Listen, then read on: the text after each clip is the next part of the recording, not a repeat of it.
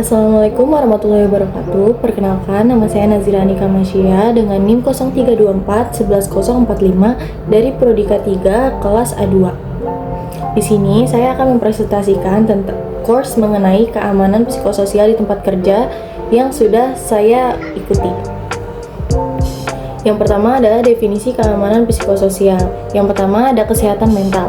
Keamanan psikososial mencakup kondisi mental dan emosional karyawan, bebas dari tekanan dan stres yang berlebihan akibat kerja. Yang kedua adalah hubungan kerja. Lingkungan kerja yang positif dan harmonis, bebas dari diskriminasi, pelecehan, dan konflik yang tidak sehat antar sesama pekerja. Selanjutnya adalah pentingnya keamanan psikososial di tempat kerja. Yang pertama, untuk meningkatkan produktivitas. Karyawan yang merasa aman dan nyaman di tempat kerja akan cenderung lebih produktif, kreatif, dan inovatif. Yang kedua, menurunkan tingkat absensi. Lingkungan kerja yang mendukung kesehatan mental dapat mengurangi tingkat absensi dan turnover, yang dimana karyawan akan lebih rajin untuk masuk tanpa banyak adanya izin-izin untuk tidak bekerja. Yang ketiga adalah meningkatkan moral dan motivasi. Karyawan yang merasa dihargai dan didukung cenderung memiliki moral dan motivasi kerja yang tinggi. Selanjutnya adalah faktor-faktor yang mempengaruhi keamanan psikososial. Yang pertama adalah budaya organisasi.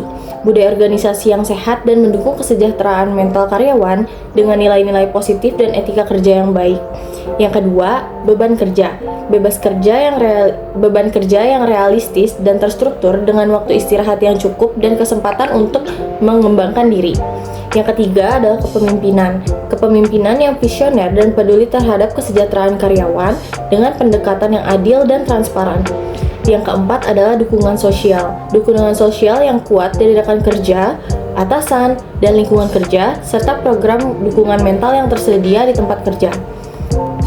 Lalu, apa sih dampaknya keamanan psikososial di tempat kerja ini? Seberapa penting sampai bisa sangat mempengaruhi produktivitas para pekerja?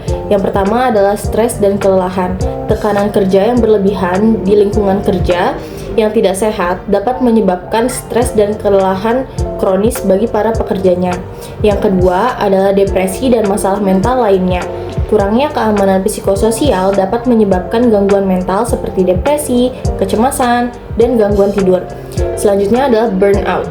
Burnout adalah kondisi kelelahan fisik, emosional, dan mental yang disebabkan oleh tekanan kerja yang berlebihan dan kurangnya dukungan dari lingkungan sekitar. Yang keempat adalah konflik dan perselisihan. Lingkungan kerja yang tidak sehat dapat memicu konflik dan perselisihan antar karyawan yang berdampak negatif pada kinerja tim. Lalu, apa sih strategi untuk meningkatkan keamanan psikososial? Yang pertama adalah melakukan penilaian risiko psikososial secara berkala untuk mengidentifikasi dan mengantisipasi potensi masalah. Yang kedua, menerapkan program pencegahan stres seperti pelatihan manajemen stres, program kesejahteraan, dan dukungan mental. Yang ketiga adalah membangun budaya organisasi positif yang mendukung dengan nilai-nilai etika dan rasa hormat komunikasi yang terbuka antar sesama pekerja. Yang keempat, mempromosikan keseimbangan hidup dan kerja dengan memberikan waktu istirahat yang cukup, kesempatan untuk mengembangkan diri, dan dukungan untuk para karyawannya. Dan yang terakhir adalah memberikan kesempatan kepada karyawan untuk berpartisipasi dalam pengambilan keputusan yang memengaruhi mereka dengan memberikan ruang untuk umpan balik dan masukan atau seperti diskusi. Lalu apa sih peran pemimpin dalam menjaga keamanan psikososial? Tentunya peran pemimpin ini sangat penting. Yang pertama adalah untuk membangun budaya yang positif.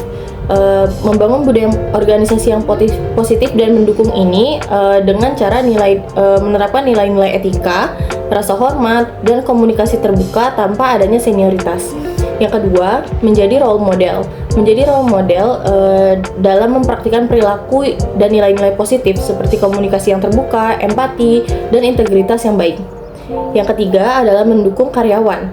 Memberikan dukungan kepada karyawan, mendengarkan keluhan mereka dan menyediakan sumber daya yang mereka butuhkan, atau lebih kepada pendekatan lah kepada setiap para karyawannya agar bisa mengetahui apa saja keberatan mereka dan keluh kesah mereka. Dan yang terakhir adalah menciptakan lingkungan kerja yang sehat. Menciptakan lingkungan kerja yang sehat dan aman dengan beban kerja yang realistis, waktu istirahat yang cukup, dan kesempatan untuk mengembangkan diri, tidak ditekan oleh pekerjaan yang di luar batas kemampuan mereka. Lalu kesimpulannya dan langkah-langkah selanjutnya. Keamanan psikososial yang sangat penting untuk menciptakan lingkungan kerja yang sehat dan produktif melalui upaya semua para pekerja. Kita dapat menciptakan tempat kerja yang lebih aman, mendukung, dan juga bermanfaat bagi kita semua.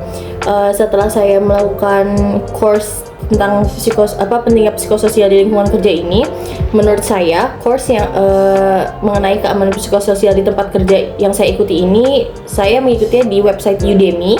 Sangat amat mudah untuk diakses. Materi yang diberikan dalam bentuk video-video singkat yang dimana dapat mempermudah saya untuk memahami materi yang diberikan. Hanya saja karena beberapa dari teman-teman saya kurang bisa untuk berbahasa Inggris, cukup menjadi kendala dalam memahami materi yang disampaikan dalam video karena tidak disediakan subtitle dalam bahasa Indonesia. Sekian presentasi dari saya, kurang lebihnya mohon maaf. Wassalamualaikum warahmatullahi wabarakatuh.